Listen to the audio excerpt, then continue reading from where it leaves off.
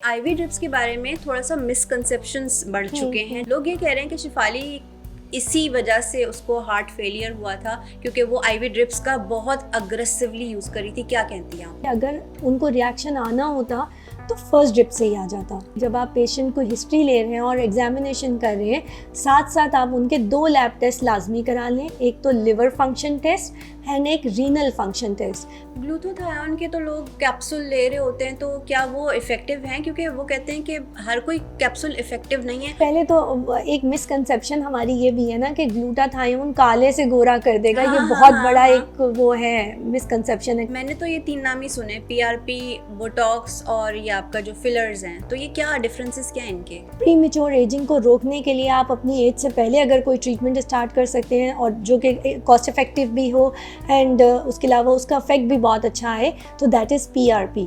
PRP painful है? Minimal pain. कुछ ऐसे लोग होते हैं जिनके नाक वगैरह पे मस्से बन जाते हैं, उसका क्या रीज़न होता है? अल्लाह ताला ने हमारी स्किन का एक ऐसा सिस्टम रखा है कि जिसमें डेड स्किन की लेयर उतरनी होती है तकरीबन 28 डेज़ के बाद। साइकिल एक हो रहा होता है।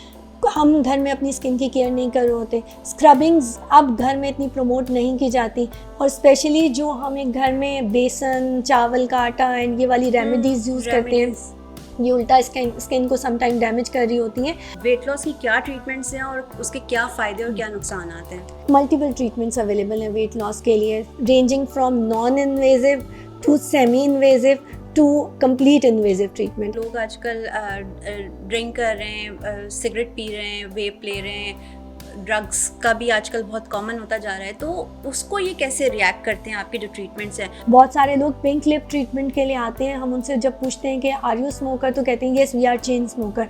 तो they can't have the pink lip, क्योंकि अगर मैं उनकी ट्रीटमेंट करूँगी, लिप्स थोड़े अरसे के लिए बेहतर होंगे, वो दोबारा पिगमेंट आना शुरू हो जाएगा। आईवी ड्रिप्स के लिए हमें ये पूछना बहुत ज़रूरी होता है कि आप किसी किस्म के अल्कोहलिज्म या फिर किसी किस्म के एडिक्शन में तो इन्वॉल्व नहीं है, क्योंकि ये सारी चीज़ें आपके लिवर को डीरेंज करती हैं। अगर कोई हेयर ट्रांसप्लांट के लिए आता है तो उसमें भी हमें ये हिस्ट्री लेना बहुत ज़रूरी है। अस्सलाम वालेकुम, मेरा नाम महरीन मुश्ताक काजी है और वसी के इस प्लेटफॉर्म पे मैं आपको वेलकम करती हूँ। वसी wisdom tree apex skills institute का एक प्रोजेक्ट है और हम यहाँ पे बहुत सारे ट्रेनर्स को, डॉक्टर्स को और बहुत सारे ऐसे लोगों को लेकर आते हैं जो आपको अलग अलग टॉपिक्स पे बहुत ही मुफीद इन्फॉर्मेशन दे रहे होते हैं। आज भी ऐसी ही खातून मेरे पास मौजूद हैं जो एक ऐसी फील्ड में काम करी हैं जो आजकल बहुत ज़्यादा डिमांड में है।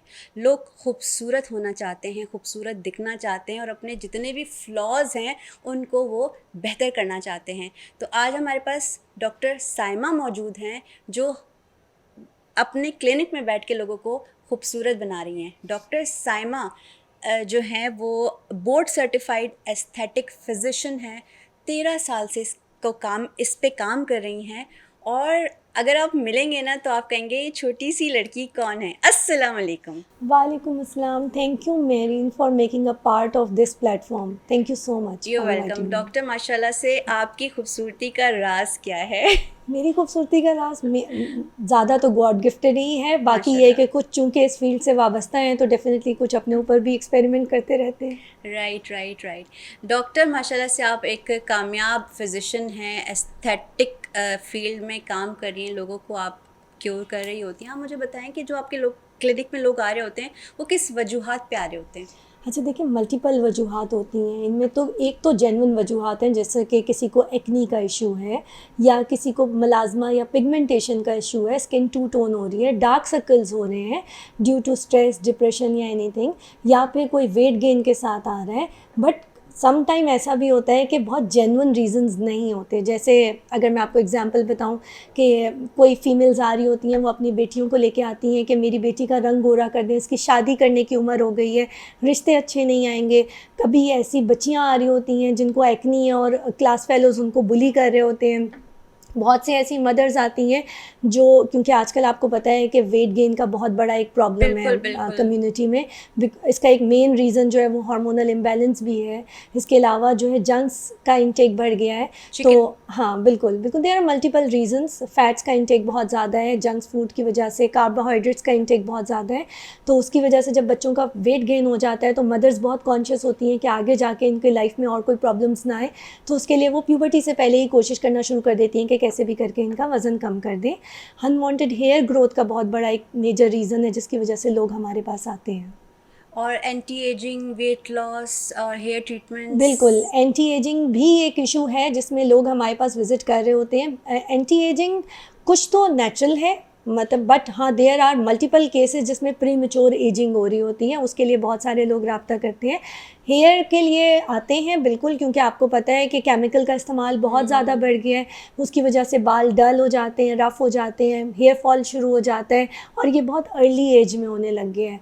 इसके अलावा आदमियों में, क्योंकि आपको पता है कि मेल पैटर्न ऑफ बैलनेस कितना एक अहम फैक्टर है जिसकी वजह से आजकल तो लोग बहुत क्लिनिक्स बढ़ को गया विज़िट है। करते हैं। सो हम इन सब तरह की ट्रीटमेंट्स को केटर कर रहे होते हैं, ranging from very minor issue like open pores to the very major issues like exosome treatments या PDRN treatments like that. Open pores बालों में? No, not in the skin. अच्छा, स्किन के स्किन में, अंदर। हाँ, मतलब from minor till major issues हम सभी तरह के केटर कर रहे होते हैं। अच्छा, अब मैंने तो ये 3 नाम ही सुने, पीआरपी, बोटॉक्स और ये आपका जो फिलर्स हैं, तो ये क्या डिफरेंसेस क्या हैं इनके? अच्छा, PRP, एजिंग की जब बात हो रही है, हाँ सॉरी। बिल्कुल, एंटी एजिंग के लिए जो बेसिक एक ट्रीटमेंट है जिसको हम कहते हैं कि प्री मेच्योर एजिंग को रोकने के लिए आप अपनी एज से पहले अगर कोई ट्रीटमेंट स्टार्ट कर सकते हैं और जो कि कॉस्ट इफेक्टिव भी हो एंड उसके अलावा उसका इफेक्ट भी बहुत अच्छा है, तो that is PRP। PRP is platelet rich plasma therapy, जिसमें हम आपका ब्लड ड्रॉ करते हैं, उसको सेंट्रीफ्यूज करते हैं। सेंट्रीफ्यूज करने के बाद जो प्लाज्मा निकलता है उसमें से प्लेटलेट रिच प्लाज्मा लेते हैं, यानी वो वाला सेक्शन प्लाज्मा का हम लेते हैं जिसमें प्लेटलेट्स बहुत ज़्यादा होते हैं, और फिर इनको आपके चेहरे के अंदर इंजेक्ट किया जाता है, स्किन के अंदर, और आमतौर पे इसको मीज़ोडर्मल लेयर ऑफ स्किन में इंजेक्ट करते हैं, जिसके बाद ये होता है कि आपका कोलेजन की प्रोडक्शन, इलास्टिन की प्रोडक्शन स्किन में बढ़ती है, जिससे फाइन लाइंस कम होती हैं, एज लाइंस कम होती हैं, सन स्पॉट्स कम होते हैं, क्योंकि कोलेजन अच्छा बन रहा होता है और साथ साथ स्किन में ग्लो भी आ रहा होता है। कोलेजन की कमी की वजह से हमारे स्किन में खड्डे, गड्ढे, गड़े जो भी है वो पड़ना शुरू हो जाते हैं। बिल्कुल, खड्डे भी पड़ सकते हैं, स्किन लटक सकती है, रिंकल्स आना शुरू हो जाते हैं, फाइन लाइंस आना शुरू हो जाती हैं, मलाजमा या पिगमेंटेशन शुरू हो सकती है। So there are many reason जिसकी वजह से हम PRP कर सकते हैं, जो एक सस्ता और बहुत इफेक्टिव ट्रीटमेंट्स है लोगों के लिए। कितना लास्ट करता है ये? PRP देखें, लास्ट तो लाइफ टाइम ही है, क्योंकि आप अगर किसी को PRP का सेशन नहीं, दे रहे एक हैं, दफ़ा आपने PRP दिया है, वो कितना लास्ट करेगा, फिर नेक्स्ट की कब ज़रूरत अच्छा, पड़ेगी? यूजुअली आमतौर पे जब हमारे पास एजिंग आ गई है ना, तो हम PRP ऐसे नहीं कर रहे होते कि हमने PRP किया और उसके बाद हम वेट कर रहे हैं कि कब ये ख़त्म होगा। इन दैट केस हम 3 से 5 सेशंस दे रहे होते हैं 1 मंथ अपार्ट, यानी Right. एक महीने के गैप से 3 से 5 सेशन देते हैं, जिसके बाद इतना सफिशेंट कोलेजन बन जाता है कि वो 4 से 6 महीने तक आपकी यानी स्किन अगर को 4 महीने हमने ले लिया तो फिर वो चल 4 से जाएगा। 6 महीने तक आपकी स्किन को कवर कर सकता है। हाँ, अगर आप एंटी एजिंग के तौर पे पहले से ले रहे हैं, जैसे अगर कोई 25 साल की लड़की है या लड़का है जो लेना चाह रहे हैं कि अब मेरी एजिंग ना शुरू हो जाए और मैं अपनी स्किन को फ्रेश रखने के लिए ले रहा हूँ, क्योंकि 25 ईयर्स के बाद हमारा कोलेजन एंड इलास्टिन कम होना शुरू हो जाता है। 25 के बाद? या 25 इज़ द एज जिसके बाद आपकी चीज़ें आहिस्ता आहिस्ता डिक्लाइन करने लगती हैं। लेकिन 30 में तो हम बहुत ज़्यादा ग्लो नहीं कर रहे होते। ग्लो तो देखिए आप किसी भी एज में कर सकते हैं, अगर आपका डाइट अच्छी है, आपका स्लीप पैटर्न बहुत अच्छा है, आपका वाटर इनटेक बहुत अच्छा है, क्योंकि these are the major factors जो ज़्यादा मैटर करते हैं आपकी स्किन एज में। PRP पेनफुल है?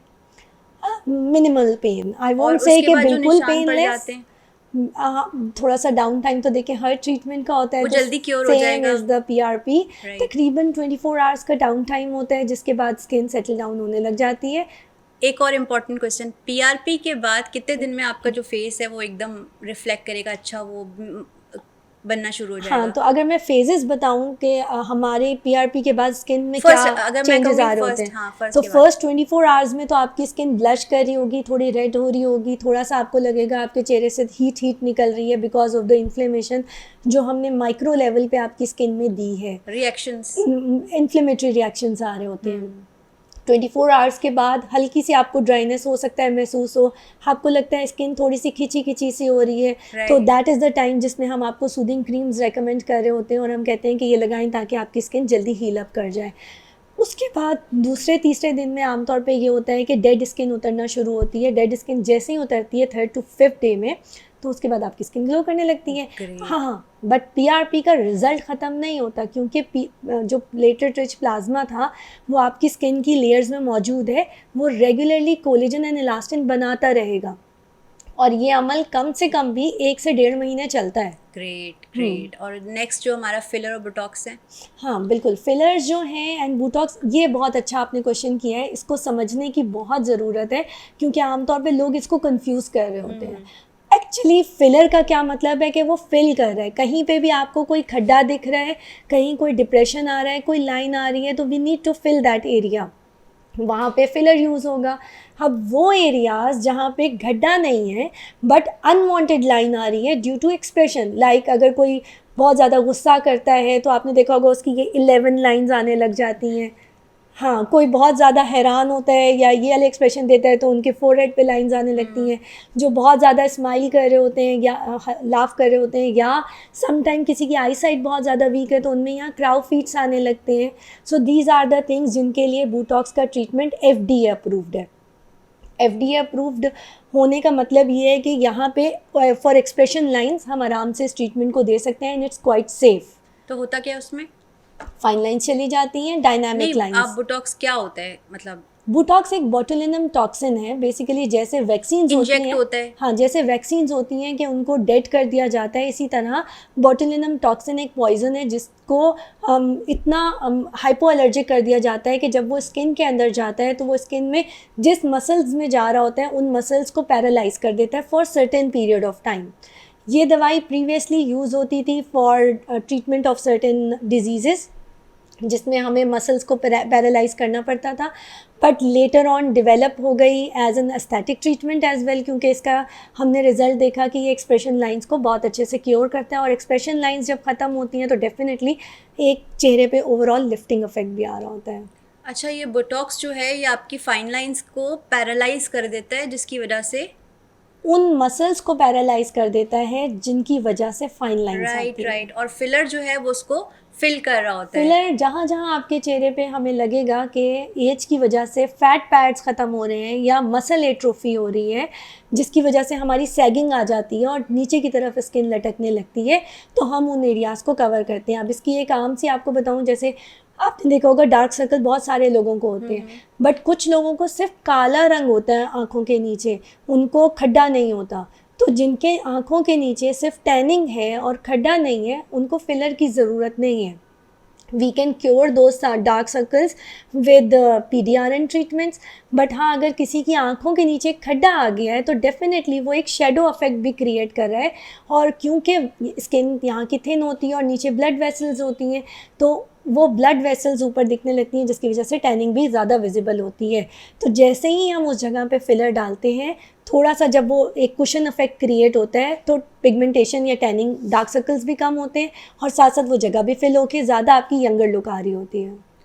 अच्छा, ज़बरदस्त। ये तो आपने जैसे कहते हैं ना, मैं क्लियर कर दिया ठीक ठाक। अब आ जाते हैं हम वेट लॉस और ये आपकी जो आईवी ड्रिप्स हैं, हम थोड़ा उस पे फोकस कर रहे हैं कि आईवी ड्रिप्स के बारे में थोड़ा सा मिसकंसेप्शंस बढ़ चुके हैं। जैसे अभी शिफाली का जो टॉपिक है वो इस वक्त हॉट टॉपिक है, अभी तक वो फेड इन नहीं हुआ है। लोग ये कह रहे हैं कि शिफाली इसी वजह से उसको हार्ट फेलियर हुआ था, क्योंकि वो आईवी ड्रिप्स का बहुत अग्रेसिवली यूज़ करी थी। क्या कहती हैं आप? देखिए, शिफाली के केस पे तो right now I am not in a position to comment, क्योंकि उसका प्रॉपर एक हमें पूरा हिस्ट्री एंड प्रॉपर उसकी medical history and along with that कि वो कब से ये ट्रीटमेंट्स ले रही थी, और उसके साथ साथ एसोसिएटेड कोमॉर्बिडिटीज़ या डिजीज़ेस क्या थी उनकी बॉडी में, और साथ साथ ये कि उसके अलावा भी कोई वो एड ऑन ट्रीटमेंट्स ले रही थी या नहीं, इन सब चीज़ों को देखना बहुत ज़रूरी है to comment on that thing. But अगर मैं रफली बताना चाहूँ तो उसमें ये है कि अगर उनको रिएक्शन आना होता तो फर्स्ट ड्रिप से ही आ जाता। राइट। क्योंकि आम तौर पे कोई भी आप आईवी चीज़ दे रहे होते हैं तो हम जो फर्स्ट 5 मिनट्स है ना, उसमें डेड स्लो वो ड्रिप दे रहे होते हैं, बी इट विटामिन सी हो या ग्लूटाथायोन हो या मल्टीविटामिन्स का कॉकटेल हो या इवन फैट मेल्टिंग ड्रिप्स हो। इनको हम बहुत स्लोली देते हैं और अंडर डॉक्टर सुपरविजन देते हैं, इसी वजह से कि किसी किस्म का भी हाइपर सेंसिटिविटी रिएक्शन आना है तो वो हमें दिख जाए, हाँ, और उससे पहले हमारे लिए बहुत ज़रूरी है कि जब आप पेशेंट को हिस्ट्री ले रहे हैं और एग्जामिनेशन कर रहे हैं, साथ साथ आप उनके 2 लैब टेस्ट लाजमी करा लें, एक तो लिवर फंक्शन टेस्ट एंड एक renal function test, just to see कि उनका लिवर और किडनी का मेटाबॉलिज्म बहुत इफ़ेक्टिव होना चाहिए, ताकि दवाई अपने टाइम पे अंदर जाए और अपने टाइम पे एक्सक्रीट आउट हो जाए without being present in the body for a longer period of time and creating unnecessary side effects. Glutathione के तो लोग कैप्सूल ले रहे होते हैं, तो क्या वो इफ़ेक्टिव हैं? क्योंकि वो कहते हैं कि हर कोई कैप्सूल इफ़ेक्टिव नहीं है और लोग खा रहे हैं, पूरे नहीं हो रहे। अच्छा, पहले तो एक मिसकंसेप्शन हमारी ये भी है ना कि ग्लूटाथायोन काले से गोरा कर देगा। ये बहुत बड़ा एक वो है, मिसकंसेप्शन है बस कम्युनिटी फिर में। इसको क्रॉस लगा देते हैं। बिल्कुल काले से गोरा नहीं करता, हाँ, बट वो आपके कलर टोन को 2 to 3 टोन बेहतर कर देता है। तो बहुत अच्छी बात है। एंड 2 to 3 टोन आपके इंटरनल कॉम्प्लेक्शन को, नॉट, क्योंकि फेस पे तो आमतौर पे जो Sun आपके tan. एक्सपोज एरियाज हैं उसमें सन टैनिंग भी होती है। I am not talking about those tanned areas, I am talking about your internal complexion जो आपका होता है, उससे 2 to 3 टोन बेहतर कर देते हैं। सो अगर आप ग्लूटाथायोन लगवा रहे हैं तो वो बहुत कॉम्प्लेक्शन को एकदम से चेंज नहीं करेगा, इनिशियली वो ग्लो लेके आएगा एंड आपके कॉम्प्लेक्शन को थोड़ा बेहतर कर देगा for limited period of time. ये भी हमें ध्यान में रखना है। आपकी हेल्थ को बेहतर करती हैं ये ड्रिप्स? थोड़ा सा इस ड्रिप्स को डिफाइन बिल्कुल कीजिएगा। बिल्कुल, ये आपकी हेल्थ को भी बेहतर करती हैं, because glutathione is an enzyme जो हमारा लिवर बना रहा होता है। ड्यू टू सर्टेन फैक्टर्स हमारी बॉडी में फ्री रेडिकल्स बढ़ना लग जाते हैं और इन कॉमन फैक्टर्स में हमारी हार्मोनल स्टेट आ जाती है। इसके अलावा हमारे external factors like sun pollution and everything, environment आ जाता है। इनकी वजह से जब फ्री रेडिकल बॉडी में बनते हैं तो डल एंड डिहाइड्रेटेड लुक हो जाती है, स्किन की ग्लो ख़त्म हो जाता है, ज़ॉम्बी सेल्स बॉडी में ज़्यादा बनने लग जाते हैं। क्या होते हैं? Zombie cells are the dead cells जो काम नहीं कर रहे सेलुलर लेवल पे, लेकिन वो बॉडी के अंदर प्रेजेंट हैं और वो नुकसान कर रहे हैं उल्टा बॉडी को। यानी वो बॉडी से एनर्जी तो ले रहे हैं लेकिन वो आउटपुट में कोई काम नहीं कर रहे। So these are the zombie cells, और ये बॉडी में सेलुलर लेवल पे प्रेजेंट होते हैं। इनके लिए मल्टीपल ड्रिप्स यूज़ की जाती हैं, जैसे आजकल बहुत ट्रेंडिंग है नेट की ड्रिप, निकोटिनामाइड डाइहाइड्रोन्यूक्लियोटाइड जो है ना, वो बहुत इफ़ेक्टिव है और वो एंटी एजिंग के लिए यूज़ हो रही है, बिकॉज उसका मेन पर्पज़ यही है कि वो आपकी बॉडी में से इन ज़ॉम्बी सेल्स को बाहर निकाल के फेंक देती है। तो अब आप पहले तो हम इस पे बात करेंगे कि हम अगर एज को डिवाइड करें, जैसे 20 है, 40 है, तो इसको अगर हम डिवाइड करें तो हमारी किस तरह से हम केयर कर सकते हैं अपनी ना? बिल्कुल, हर एज पे स्किन केयर की मेल और ज़रूरत है। फीमेल में डिफरेंस होगा या एक तरह से ही लेके चलेंगे? मेल और फीमेल में तो इतना डिफरेंस नहीं होता, बट हाँ आपको पता है कि मेल क्योंकि थोड़ा सा उनका बाहर का एक्सपोजर ज़्यादा होता है, उनके पास टाइम की कमी होती है, तो डेफिनेटली वो वाली स्किन केयर रूटीन नहीं फॉलो कर सकते जो एक फ़ीमेल आराम से घर में रहते हुए कर रही होती हैं, या वर्किंग वुमेंस भी, क्योंकि आमतौर पे फीमेल ज़्यादा कॉन्शियस होती हैं थोड़ा सा स्किन को लेके। तो बट येट अगर हम बात करें एज के हिसाब से, तो टीन एज से लेके आपकी ओल्ड एज तक स्किन इज़ द आपका मेजर ऑर्गन जो आपकी बॉडी के मैक्सिमम एरियाज़ को कवर कर रहे हैं। And your face, your body parts are those thing जिसके थ्रू लोग आपको, आपकी पर्सनैलिटी को परसीव करते हैं। तो आई बिलीव कि अपनी स्किन का ख्याल रखना उतना ही ज़रूरी है जितना आप अपनी इंटरनल हेल्थ का ख्याल रख रहे होते हैं। तो एजेस को आप अगर डिवाइड करें तो क्या टीनेज से लेके 20 इयर्स पहला हमारा, हम उसको पहला ग्रुप दें, और फिर सेकंड ग्रुप कौन सा हुआ? बिल्कुल, एक तो हमारा बिल्कुल चिल्ड्रन आ जाते हैं ना, जो अंडर 12 ईयर्स आ जाते हाँ, हैं लेकिन बच्चे। केयर की बात आ हाँ, जाती है ना, अगर मैं जहाँ उनकी स्किन केयर की बात करूँ तो एक बहुत बड़ा आजकल ये भी एक मिसकॉन्सेप्शन चल रहा है कि बच्चों में हम पीयर प्रेशर बहुत डेवलप हो रहा है कि हम काले हो जाएंगे, धूप में चले जाएंगे। तो मैं हमेशा अपने सारे पेशेंट्स को यही कहती हूँ कि अपने बच्चों को कॉन्शियस नहीं करें टैनिंग की वजह से। उनका बचपन स्पॉइल नहीं होना चाहिए, उनकी स्पोर्ट्स एक्टिविटीज़ रुकनी नहीं चाहिए। टैनिंग ख़त्म करने के लिए, tanning is a temporary thing, इसको ख़त्म करने के लिए उम्र पड़ी है। And there are multiple children sun block जो कि मार्केट में अवेलेबल हैं, वो यूज़ करवाएं। एंड बाकी बच्चों में वो कॉन्शियसनेस पैदा ना करें कि हाँ अगर आप टैन हो गए तो आप बुरे लगेंगे, कॉम्प्लेक्स हाँ इतना कॉम्प्लेक्स में नहीं आप डालें। सेकंड हमारी जो एज आती है वो टीनेजर आ जाते हैं, जिसमें थोड़ा सा ना बच्चे अब अपनी स्किन खुद का ही खुद। ख्याल रखने वाले हो जाते हैं, उनको समझ आना शुरू होती है कि I need to take care of myself, I need to look good. तो उसमें आप एक जेंटल स्किन केयर आप दे सकते हैं, प्लस आप दे सकते हैं। बिल्कुल बिल्कुल। And this is the age जिसमें आमतौर पे ना हार्मोनल इम्बैलेंस की वजह से एक्नी के बहुत इश्यूज आ रहे होते हैं बच्चों को। तो mild acne treatments are okay. हम एस्थेटिक में हाइड्रा फेशियल्स इन बच्चों का करा सकते हैं डिपेंडिंग अपॉन नीड। किस एज से हाइड्रा फेशियल करा सकते हैं? अगर आप प्यूबर्टी वाले टाइम पे हैं और आपकी एक्नी डेवलप हो रही है फेस पे, तो then you can start hydra facials.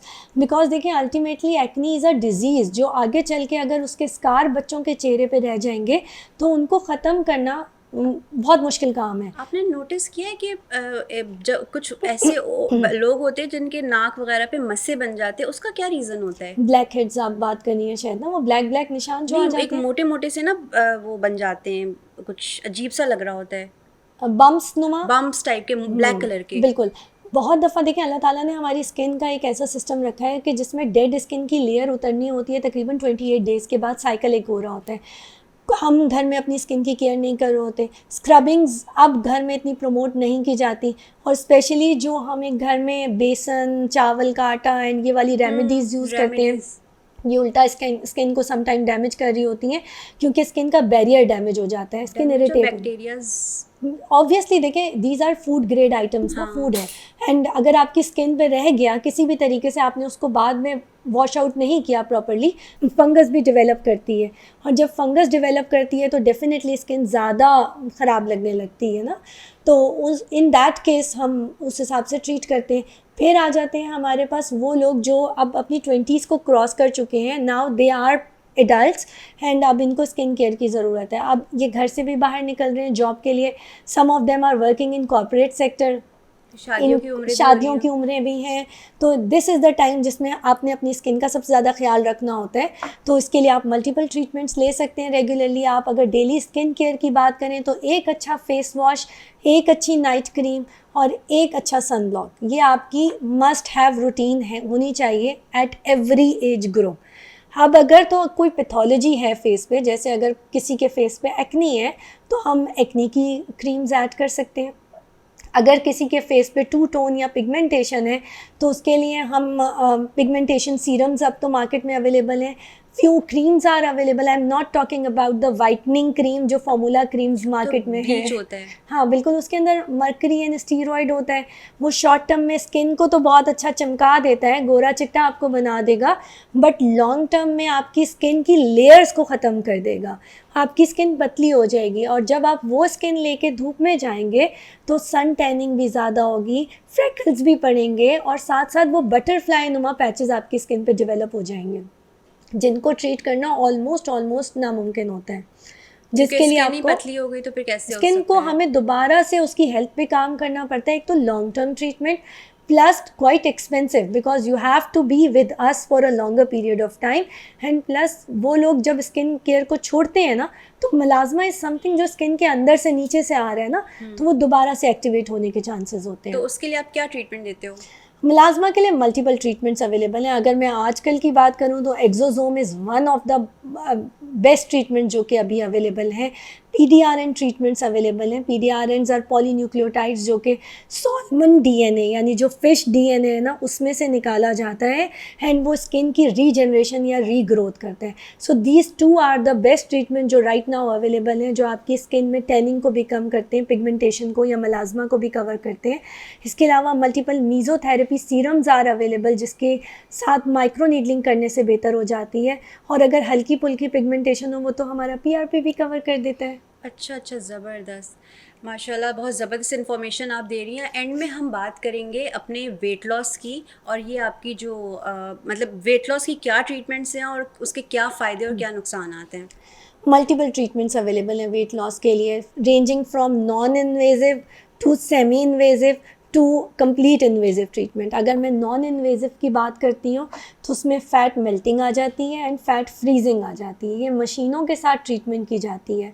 Fat melting में ये होता है कि आपके जिस्म के किसी भी ख़ास एरिया में जहाँ पे चर्बी है, उस जगह की चर्बी को पिघलाया जाता है मशीन के थ्रू, और फिर मशीन उस चर्बी को लेके जाती है और आपके लिम्फेटिक सिस्टम में ड्रेन करती है। तो उससे स्किन तो लटक जाती होगी। थोड़ी सी सैगीनेस आती है डेफिनेटली, बट उसको कवर करने के लिए स्किन लिफ्टिंग ट्रीटमेंट्स अवेलेबल हैं मार्केट में, right. And very good skin lifting treatments. Second हमारे पास आ जाती है फ़ैट फ्रीजिंग टेक्निक, जिसमें हम जो आपकी बॉडी के अंदर फ़ैट है उसको फ्रीज़ कर देते हैं। अगर कॉमन उसमें समझाऊँ तो जैसे आपने फ्रॉस्ट बाइट का नाम सुना है कि जो हिस्सा जिसमें आइस लगती है या फ्रॉस्ट बाइट होता है वो एरिया डेड हो जाता है। इन द सेम वे जब हम फैट के एरियाज़ को फ्रीज़ करते हैं for certain period of time, तो उसमें सेल्स डेड हो जाते हैं। डेड सेल्स बॉडी रखती नहीं है आमतौर पे, वो निकाल के फेंकना चाहती है। सो वो निकलते हैं लिम्फेटिक सिस्टम के थ्रू और बॉडी से एक्सक्रीट आउट हो जाते तो हैं। वो खुद बॉडी करती है। बॉडी सिंपल, अल्लाह ताला ने मैकेनिज़्म ऐसा रखा है आमतौर पे। थर्ड थिंग हमारी आ जाती है मिनिमली इन्वेजिव, जिसमें आपने डिफरेंट ब्रांड्स की शॉट्स सुने होंगे, लेमन शॉट्स डिफरेंट हाँ, हाँ, ब्रांड्स हाँ, के हाँ। अवेलेबल हैं। एंड इसके अलावा फैट मेल्टिंग इंजेक्शंस अवेलेबल हैं, हम जो लोकली देते हैं with a syringe on the marked area Certain जहाँ area, पे हम हाँ। चाह रहे हैं वेट लूज़ करने के लिए। बट इसकी थोड़ी लिमिटेशन है, ये हर जगह पे नहीं दिया जा सकता। हर प्रोसीजर्स की अपनी कुछ लिमिटेशंस होती हैं ना, कुछ कॉन्ट्राइंडिकेशंस होती हैं। इसी तरह थर्ड के बाद हमारे पास जो फोर्थ थिंग आ जाती है वो हमारे पास आईवी ड्रिप्स आ जाती हैं। आईवी ड्रिप्स जो हैं इंट्रावीनस ड्रिप्स होती हैं, जिसमें वो सारे इंग्रेडिएंट यूज़ किए जाते हैं जो बॉडी से चर्बी को मेल्ट आउट करके एक्सक्रीट आउट करें और बॉडी को डिटॉक्स करें। सो ये ड्रिप्स भी बहुत इफ़ेक्टिव रहती हैं। आजकल ट्रेंडिंग बहुत, एक आपने नाम सुना होगा ओजेम्पिक एंड मोंजारो हाँ, का, हाँ, माइट बी हाँ, यू हाँ, हैव हाँ, हर्ड हाँ, those name. So these were the diabetic anti diabetic treatments. ये डायबिटीज़ के लिए यूज़ होती थी। लेटर ऑन रिसर्च के साथ ये पता लगा कि ये तो वेट लूज़ भी बहुत अच्छा करती हैं। So now they are also being used for effective weight loss treatment. But हाँ, because these are the treatment जो कि न्यूली अवेलेबल हुई हैं मार्केट में, सो अभी इनका इतना इनफ डाटा अवेलेबल नहीं है कि ये लेटर ऑन जाके बॉडी में क्या क्या साइड इफ़ेक्ट्स हैं। क्रिएट कर सकती हैं। एक जो बहुत कॉमन अभी तक जो देखने में आया है वो ज़ॉम्बी फेस का, आपने देखा होगा, कुछ सेलिब्रिटीज़ ने भी कराया नाम ले। है। नहीं डेफिनेटली नाम आई ले। वोंट नहीं नेम। नहीं, नाम ले। नहीं नहीं नहीं, प्लीज नाम लेना, पता तो चले ना। नहीं, आपको खुद अंदाज़ा हो करण जाएगा। जौहर। हाँ एग्जैक्टली। और तो आपको खुद अंदाज़ा हो जाता है उनके फेस को देख के कि दे हैव लॉस सडन, मतलब उनका एक वेट लूज़ हुआ है और उसके बाद उनके फेशियल फीचर्स चेंज हो गए हैं, एकदम से वो बहुत एजड लगने लगे हैं, थोड़ी ज़ॉम्बी लुक हो गई है। सो ये आमतौर पे होता है। इसके साथ अगर आप अपनी डाइट का ख्याल रखें और अच्छे न्यूट्रिशनिस्ट के साथ अटैच हो जाएं तो डेफिनेटली हम इन चीज़ों को भी कवर अप कर अच्छा, सकते हैं। ये जो आपने ट्रीटमेंट अभी लास्ट में बताया, इसके साथ अगर वो अच्छा फूड लेते हैं, फूड डाइट इनटेक प्लान, करते हैं, हाँ डाइट डाइट प्लान प्लान अच्छा प्रॉपर लेते रखें। हैं, तो वो कवर कर सकते हैं Yes. उसको। और जो नहीं ले रहे फिर इसका मतलब है वो बिल्कुल। देखिए, ये जितनी भी फैट मेल्टिंग ट्रीटमेंट्स हैं ना, ये बॉडी में से जब फैट को, स्पेशली जब हम बात करते हैं फुल बॉडी फैट रिमूविंग की, लाइक मैंने बात की आईवी ड्रिप्स की या ये ओजेम्पिक या मुंजारो के इंजेक्शंस की, तो इसमें पूरी बॉडी की चर्बी निकलती है, जिसमें असेंशियल फ़ैट भी शामिल है और नॉन असेंशियल फ़ैट भी शामिल है। असेंशियल फ़ैट निकलेगा तो हम अच्छे लगेंगे, हम पतले हो जाएंगे, बट अगर नॉन असेंशियल फ़ैट निकल गया, मतलब वो वाला, sorry I just said the wrong, अगर नॉन असेंशियल फ़ैट निकला तो वो तो हमारी बॉडी बहुत अच्छी लुक मतलब आ जाएगी बॉडी की। बट हाँ, अगर असेंशियल फ़ैट निकल गया तो वो हमारी एज को प्रमोट कर देगा, इन्हेंस कर देगा। असेंशियल फ़ैट का है, हमारे फैट पैड्स हमारे चीक्स में है। जैसे ही यहाँ पे फैट लूज़ होता है एकदम से सैगीनेस आती है, सब चीज़ें नीचे की तरफ गिरने लगती हैं। इन द सेम वे हमारे अंडर आइज़ में असेंशियल फ़ैट है, हमारे टेम्पल रीजन में असेंशियल फ़ैट है। सबसे पहले हमारा ये वाला फ़ैट ख़त्म हो रहा होता है, क्योंकि एज के साथ साथ देखिए बोन तो रिजॉर्व हो ही रही है ना, बोन की वजह से एजिंग चल रही है। अब साथ साथ ऊपर जो फैट पैड्स हैं वो भी अगर ख़त्म हो गए तो एजिंग एनहेंस हो जाती है, डबल हो जाती है, फिर उसको रोकना थोड़ा सा मुश्किल हो जाता है। अच्छा, आजकल लोग मतलब एक कॉमन प्रैक्टिस है कि लोग आजकल ड्रिंक कर रहे हैं, सिगरेट पी रहे हैं, वेप ले रहे हैं, ड्रग्स का भी आजकल बहुत कॉमन होता जा रहा है। तो उसको ये कैसे रिएक्ट करते हैं आपकी जो ट्रीटमेंट्स हैं? अगर कोई बंदा पूछते हैं उनसे कि ये लोग ये प्रैक्टिसेस कर रहे हैं नहीं कर रहे हैं? बिल्कुल, देयर आर मल्टीपल ट्रीटमेंट जिसमें हमारी हिस्ट्री में मस्ट है ये टू आस्क कि किसी किस्म की कोई एडिक्शन है या नहीं। लाइक अगर आप पीआरपी करा रहे हैं और आप स्मोकर हैं, चेन स्मोकर हैं, तो डेफिनेटली पिगमेंटेशन आपकी इतनी अच्छी क्योर नहीं होगी। बहुत सारे लोग पिंक लिप ट्रीटमेंट के लिए आते हैं, हम उनसे जब पूछते हैं कि आर यू स्मोकर, तो कहते हैं yes we are chain smoker. तो they can't have the pink lip, क्योंकि अगर मैं उनकी ट्रीटमेंट करूँगी, लिप्स थोड़े अरसे के लिए बेहतर होंगे, वो दोबारा पिगमेंट आना शुरू हो जाएगा ड्यू टू स्मोकिंग। इसी तरह आईवी ड्रिप्स के लिए हमें ये पूछना बहुत ज़रूरी होता है कि आप किसी किस्म के अल्कोहलिज्म या फिर किसी किस्म के एडिक्शन में तो इन्वॉल्व नहीं है, क्योंकि ये सारी चीज़ें आपके लिवर को डीरेंज करती हैं और फिर उसके बाद आपकी मेडिसिन से हेपेटोटॉक्सिसिटी या नेफ्रोटॉक्सिसिटी हो सकती है। एंड इसी तरह अगर कोई हेयर ट्रांसप्लांट के लिए आता है तो उसमें भी हमें ये हिस्ट्री लेना बहुत ज़रूरी है, क्योंकि बहुत सारी ऐसी ट्रीटमेंट हैं जिसमें हम ब्लड ड्रॉ कर रहे हैं, इसकी वजह से platelet time, clotting time, bleeding time, ये सब चीज़ें प्रोलॉन्ग हो जाती हैं और फिर हमें ये नहीं पता होता कि ब्लीडिंग स्टॉप होगी या नहीं होगी, ब्रूजेज अनवांटेड बन रहे होते हैं। तो एक अच्छी कंप्लीट हिस्ट्री बहुत ज़रूरी है बिफोर द ट्रीटमेंट। अब मैं इजाज़त चाहूँगी, बहुत मज़ा आया आपसे बात करके और आपका माशाल्लाह से जो वाइब है ना वो बड़ी पॉजिटिव है, बहुत थैंक यू अच्छा सो लगता है मच, जब इट से वॉज आपसे प्लेजर मिले। Meeting you. अच्छा, आपकी एक चीज़ मुझे बहुत अच्छी लगती है कि आप अननेसेसरी लोगों को ना कैप मतलब उनको ना ट्रैप नहीं करती हैं। आप माशाल्लाह हमेशा एक पॉजिटिव रिस्पॉन्स देती है, जो देखिए, इंसान के लिए नेसेसरी होता है आप उसी को रेकमेंड करती हैं। ये मुझे आपकी थैंक यू बात सो बहुत मच। अच्छी देखें, लगती जब है। भी हम इस प्रोफेशन के साथ, इतने नोबल प्रोफेशन के साथ अटैच होते हैं ना, तो एथिकल प्रैक्टिस बहुत ज़रूरी है। मैं इट्स नॉट, चाहती हूँ। Every treatment is not made for every one. Right. you have to learn as a doctor, you should learn to say no to certain people, those who don't need that treatment genuinely. Great. अब मैं चाहती हूँ जाते जाते आप एक अच्छा सा मैसेज हमारे ऑडियंस को देती जाएं जो शायद आप समझती हैं कि बहुत इंपॉर्टेंट है। हाँ, बिल्कुल। आजकल चूँकि परेशानियाँ बहुत ज़्यादा हैं, स्ट्रेस और डिप्रेशन का दौर है, एजिंग बहुत प्रमोट हो रही है। एक अच्छी सी बात ये कहूँगी कि लोगों के मामलात में ना पड़ें, अपने काम से काम रखें। दूसरा, खाने पीने का ख्याल रखें, जितना अपनी डाइट पे फोकस करेंगे, don't rely on supplements, rely on your diet first. अपनी डाइट को अच्छा रखें, पानी का इंटेक अच्छा रखें, अच्छी स्लीप लें, एक्सरसाइज ज़रूर करें, किसी भी किस्म की करें, बट एक्सरसाइज मस्ट होनी चाहिए आपकी लाइफ में।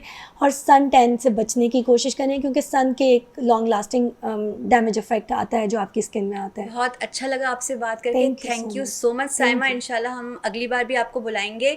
और इसी के साथ मैं महरीन मुश्ताक आपसे इजाज़त चाहती हूँ। आपको साइमा का कोई कॉन्टैक्ट नंबर चाहिए या कोई क्वेश्चन करना चाहती हैं तो प्लीज़ आप कमेंट सेक्शन में लाजमी लिखिएगा। इसके साथ ही मुझे इजाज़त दीजिए। अल्लाह हाफिज़।